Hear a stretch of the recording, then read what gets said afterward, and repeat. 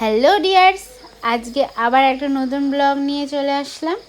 ব্লগের প্রথমেই দেখতে পাচ্ছ আমি প্রচণ্ড ব্যস্ত। হ্যাঁ, প্রচণ্ডই ব্যস্ত।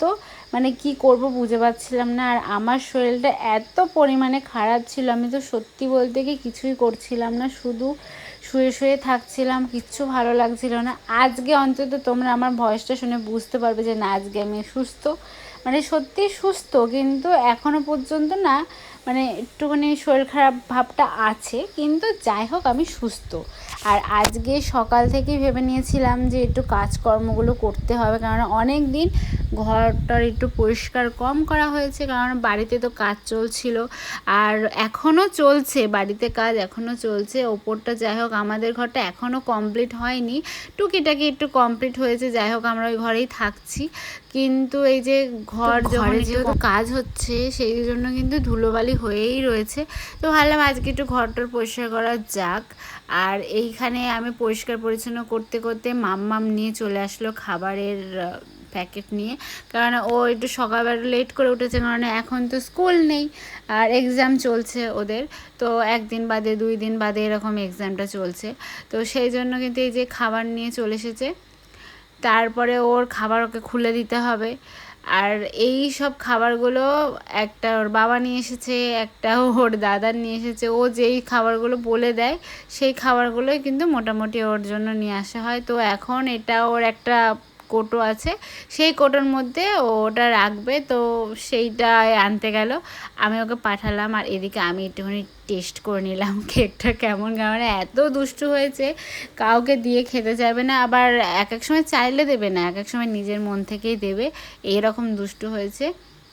মাঝখানে ওর একটুখানি ওর সাথে একটু গল্প গুজব করে নিলাম, কেননা এই যে সকালবেলা উঠে ওর এই তাল থাকে, সকালবেলা উঠে মানুষ একটু দুধ টুধ খায়, আর আমার মাম্মাম একটু দুধ খেতে চায় না। দিন দিন তো একদম পাট খাঁটি হচ্ছে বলতেই পারো তোমরা। তো তারপরে ওর জিনিসগুলো তো আমি দিয়ে দিলাম, দিয়ে তারপরে চলে আসলাম আমি আমার ঘরের মধ্যে। আর আমি কাজ করলে ও শুধু ঘুটু, মানে এদিক যাবে ওদিক যাবে, মানে কি মানে হচ্ছে আমি ক্যামেরা অন করলেই ওকে ক্যামেরার সামনে ওকে দিতেই হবে, এই জিনিসটা কিন্তু মাম্মাম করে।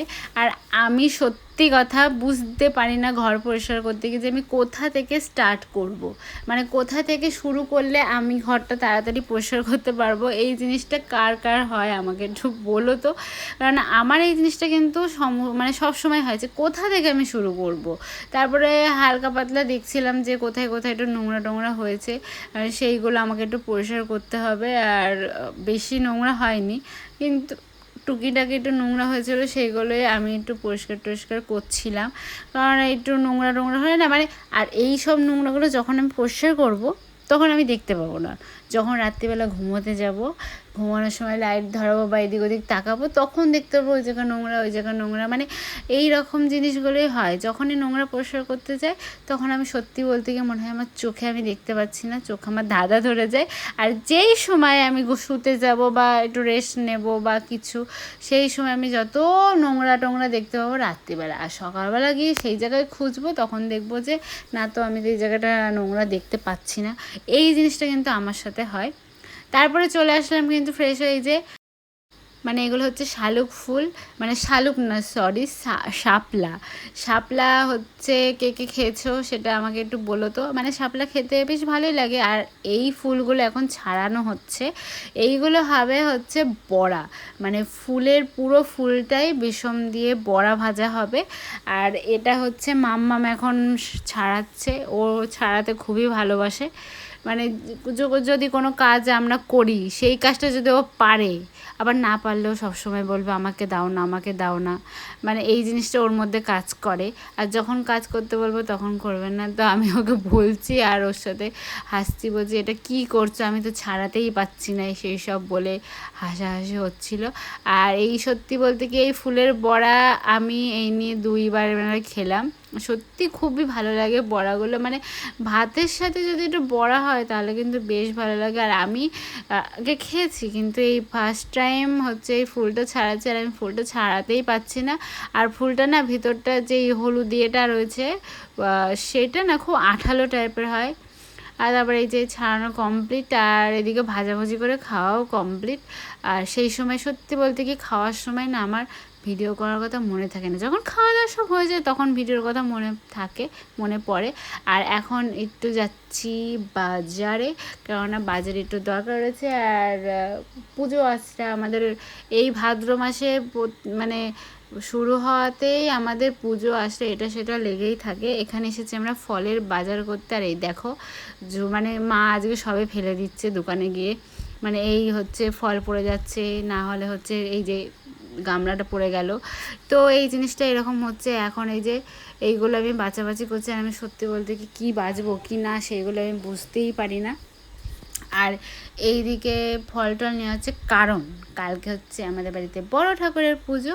সেই জন্য কিন্তু আমি আর মা চলে গেছিলাম বাজারে। আর এখানে আমি ফলগুলো বাছাই করছি, মানে এই যে বৃষ্টি হওয়াতে না সব জিনিসই দেখছি এরকম হয়ে যাচ্ছে, তো অনেক বাছাই করতে হচ্ছে। আর এই বাছাই জিনিসটা কিন্তু আমার দিয়ে হয় না, মানে আমার দিয়ে কী হয় আমি নিজেই জানি না।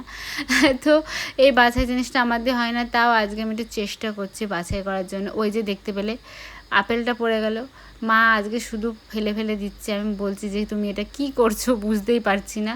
আর তোমাদের লাস্টে একটা জিনিস দেখাবো, মানে আমাদের এখানে কোনো জায়গায় মানে একটু বৃষ্টি পড়লেই হলো যে কি অবস্থা হয় আমি সত্যি বুঝে পাই না।